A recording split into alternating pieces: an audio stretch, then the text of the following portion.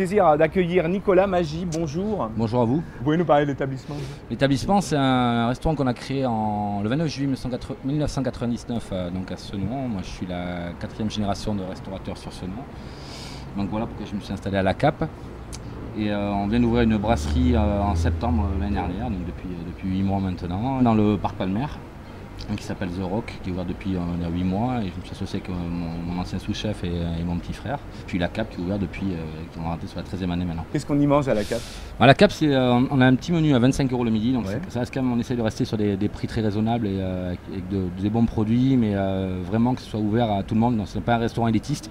Ça, je tiens vraiment à le préciser, c'est qu'on n'est vraiment pas un restaurant élitiste, on est là pour toutes les bourses, quoi. Un petit menu à 25 € le midi avec amuse-bouche, entrée, plat, dessert, milliardise qui change toutes les semaines. Une formule à 40 € avec les amuse-bouches, 2 entrées au choix, 2 plats au choix, le plateau de fromage, 2 desserts au choix, des milliardises qui changent pareil toutes les semaines. Et 2 menus dégustation à 65 € en 6 plats et un à 80 € en 8 plats. Donc qui change aussi toutes les semaines. La cuisine, l'art culinaire aussi, fait vraiment partie intégrante de notre vie. Oui, c'est un mélange entre... c'est de l'artisanat, on va dire que c'est un mélange métier d'artiste. Oui. C'est de l'art. C'est que c'est on a un dictionnaire de produits en tête et on associe, on travaille au niveau des saisons. C'est un travail d'équipe, on est 4 en cuisine. Tout le monde met sa pierre à l'édifice, on part sur un produit, on travaille à 4 et jusqu'à l'aboutissement de la recette. Mon péché mignon, c'est la truffe. C'est vrai que c'est la truffe, surtout la truffe noire du Périgord.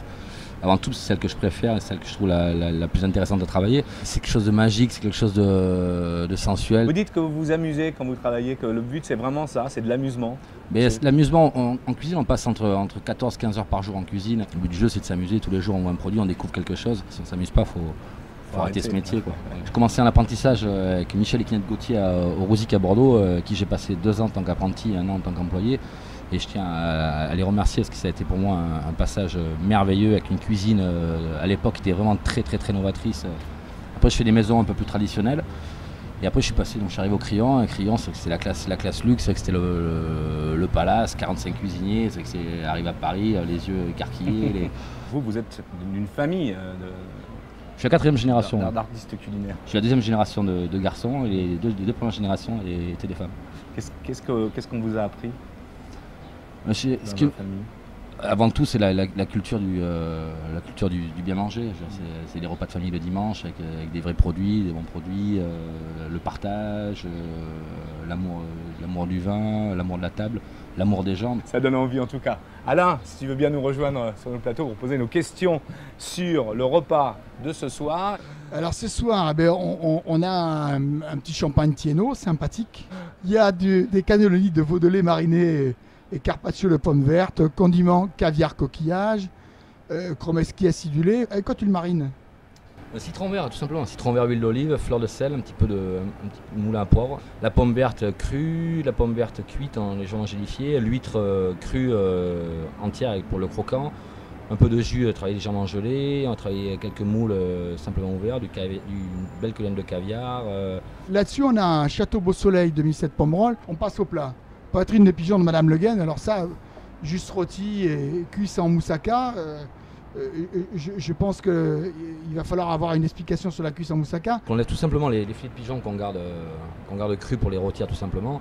Et après tout le reste, donc les ailerons, les cuisses qu'on va confire tout doucement. Et après on va travailler en moussaka avec donc, la tomate, l'aubergine, vraiment la traditionnelle moussaka.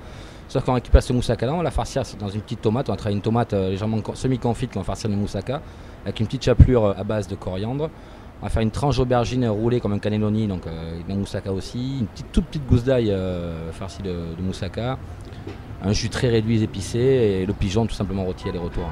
On a un Château Grand Corbin Manuel Saint-Émilion, Grand Cru, 2006. Un vin avec beaucoup de structure. Et puis Clos Puyarnaud, alors tu me dis que tu aimes ça, Thierry Valette. Des vins comme on les faisait il y a encore 30-40 ans, c'est des vins qui ne sont pas marqués par la barrique, c'est des vins qui me plaisent énormément. Alors il faut dire que c'est la dernière soirée de ce restaurant éphémère, il faut qu'il y en ait une, c'est un spectacle, on vient d'en avoir 15, celle-là c'est la 16e. Pour moi on termine en beauté avec Nicolas Magy. Je suis très content d'être ici. Ouais. En tout cas merci, merci à vous. On est très content de vous accueillir ici. Bonsoir à tous, mais merci d'être ici, ça me fait très plaisir d'être avec vous.